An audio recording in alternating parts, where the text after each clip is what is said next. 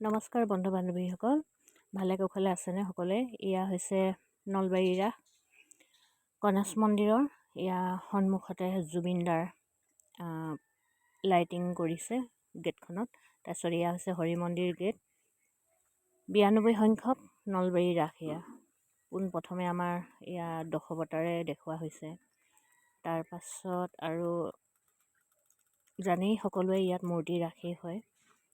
অসমৰ বিভিন্ন প্ৰান্তৰ পৰা আহি ভক্তৰ সমাগম হৈছেহি ইয়াত। আৰু মই অলপকৈ আপোনালোকক দেখুৱাই দিছোঁহি। তাৰপাছত আৰু এইফালে আছে ৰাম মন্দিৰ। ইমান ধুনীয়াকৈ সজোৱা হৈছে নহয়নে বাৰু। তাৰপাছত আৰু এইফালে আছে বৃন্দাবন ধাম আৰু এইফালে আছে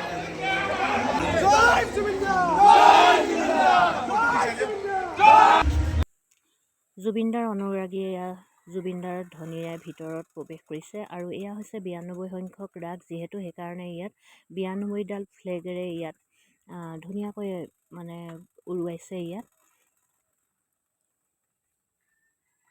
আৰু এইফালেও সকলো ঠাইতে ধুনীয়াকৈ মূৰ্তিবিলাক সজোৱা হৈছে। আৰু এয়া হৈছে হৰি মন্দিৰ মেইন ভাগ। তাৰপাছত আৰু এইফালে হৈছে মেইন পূজা মণ্ডপ ভাগ।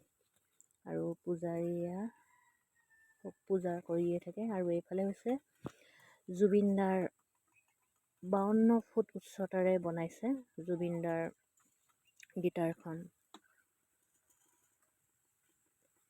ইমান ধুনীয়াকৈ বনাইছে নহয়নে বাৰু। তাৰপিছত এইফালে আমাৰ দীপক দা। তাৰপাছত এয়া জীৱন্ত ৰাস। মূৰ্তি ৰাসৰ লগতে জীৱন্ত ৰাসো ইয়াত প্ৰদৰ্শন কৰে। আৰু এইফালে কোনোবাই যদি নেদেখে এইফালেও দেখাই দিয়ে। আৰু এইফালে চাৰিওফালে মূৰ্তিবিলাকে ধুনীয়াকৈ সজোৱা হৈছে। ইয়াৰ এটা গাঁৱৰ পৰিৱেশ সুন্দৰকৈ দেখুওৱা হৈছে।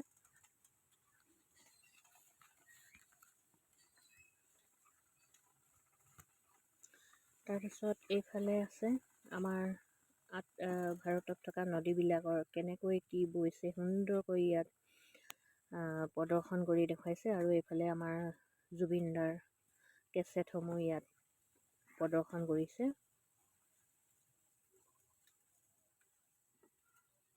এইফালে ধেমাজিৰ পৰা গাহৰি মাংস, পুৰা গাহৰি মাংস, এয়া পলু।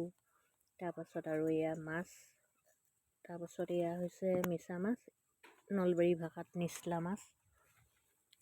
তাৰপাছত এয়া বোকাখাটৰ পৰা আহিছে, ধুনীয়াকৈ জুবিনদাৰ কাঠেৰে নিৰ্মাণ কৰিছে। এইফালে আছে নলবাৰী হাট। তাৰপাছত এইফালে নলবাৰী হাটত আমাৰ গোটৰ মহিলাসকলে বহুত ধুনীয়াকৈ নিজে বোৱা চাদৰ মেখেলা ইয়াত বিক্ৰী কৰিছে। তাৰ উপৰিও নিজে পিঠা পনা বনাই ইয়াত ধুনীয়াকৈ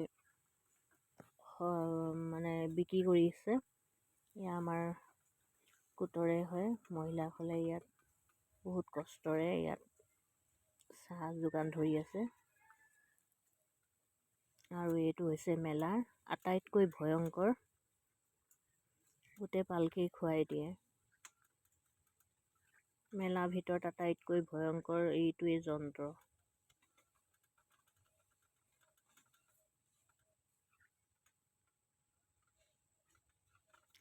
তাৰপাছত এইফালে আমি আৰু চাহ আৰু মাংস ৰুটি খাই ঘূৰা ঘূৰি হ'লোঁ।